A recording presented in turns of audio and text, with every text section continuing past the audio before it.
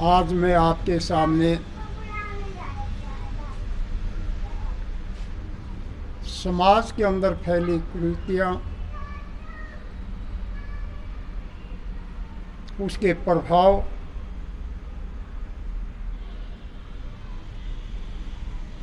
और उससे हम कैसे छुटकारा पा सकते इस विषय पर चर्चा करना चाहूँगा।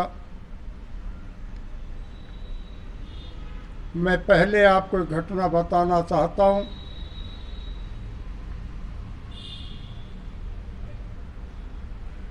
कि हमारे देश में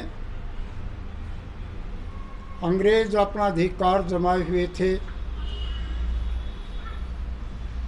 और उस समय अंग्रेज़ों का साम्राज्य इतना विस्तृत था कि उनके राज्य में कभी सूर्य नहीं छिपता था। चीन भी उनके अधीन था। प्रथम महायुद्ध समाप्त हो चुका था, द्वितीय महायुद्ध अभी दूर था। ऐसे समय के अंदर अंग्रेजों ने भारत के अंदर से नील और अफीम जैसी खेती करवा करके और उस अफीम का व्यापार चीन में किया। चीन के नवयुवक उसके आदी हो गए, नशे की लत पड़ गई, कार्य करने से बेकार हो गए, काम करने में रुचि नहीं रही। ऐसे ही समय के ऊपर प्रथम महायुद्ध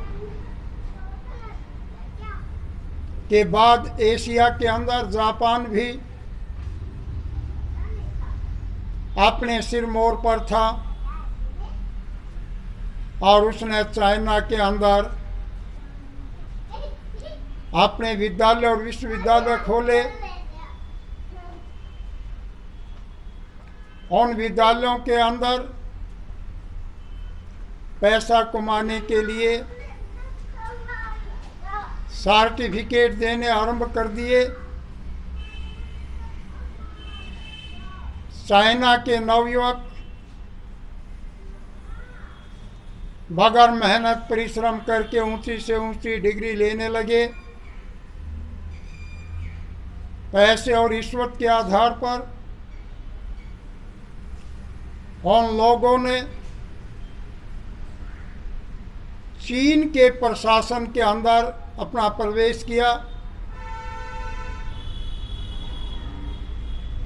तो अब दो दोस्त चीन के अंदर आ गए। एक तो चीन के लोग और चीन के नवयुवक नशे के आदी हो गए और दूसरी तरफ बगैर मेहनत परिश्रम करके अपनी डिग्री ले करके प्रशासन में प्रवेश कर गए।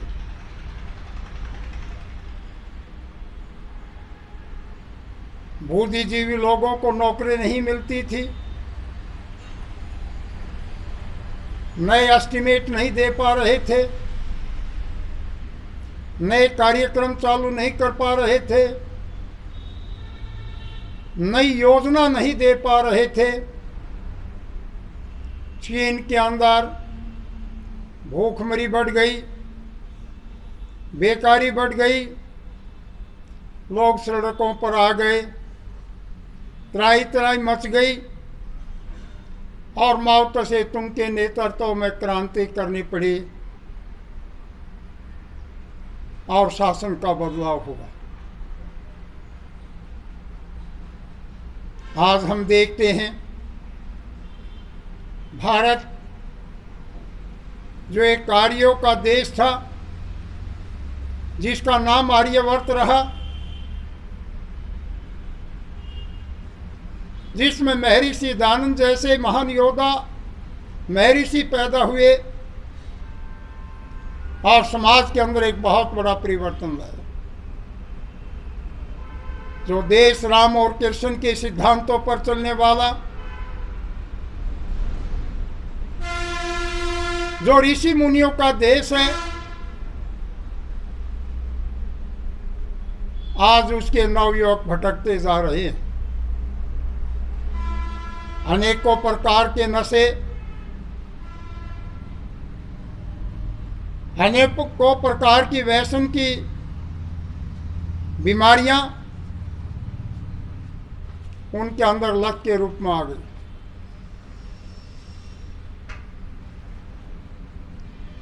और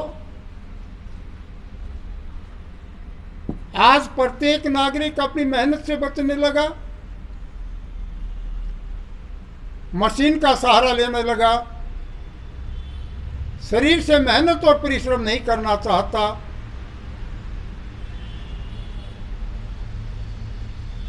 इससे नवयुवकों में बेरोजगारी फैल रही है, भूखमरी फैल रही है, नशे के आदी हो रहे हैं। अब इस अवसर पर हमें आवश्यकता है, सोचने की जरूरत है, चिंतन करना है और समझाना है कि सभी नवयुवक इस नशे जैसी चीज से दूर रहे और दिन रात मेहनत परिश्रम करके नए आयामों की तरफ इस देश को लेकर के जाएं। देश उन्हीं का होता है जिस देश के नवयुवक मेहनत और परिश्रम करके देश को आगे बढ़ाते हैं।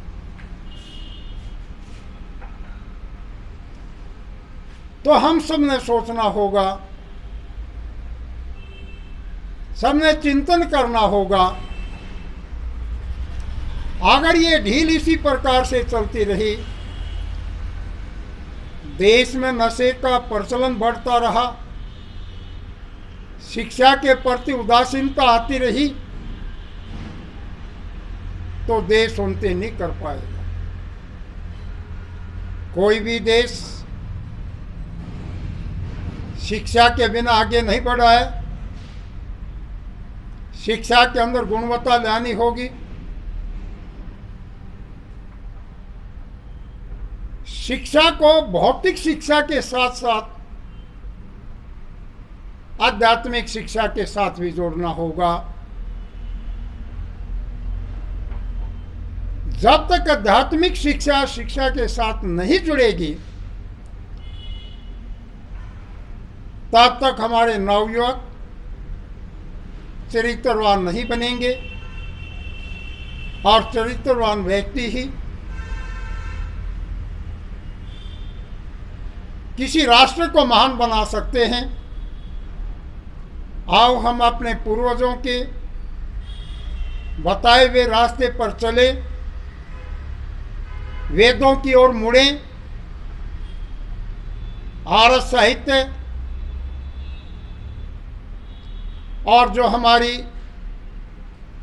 आर्य विद्वानों के द्वारा लिखी गई पुस्तकें हैं उनका अध्ययन करें और महर्षि द्वारा बताई गई शिक्षा पद्धति उसको अपना करके देश को महान बनाएं। ओम शांति शांति शांति।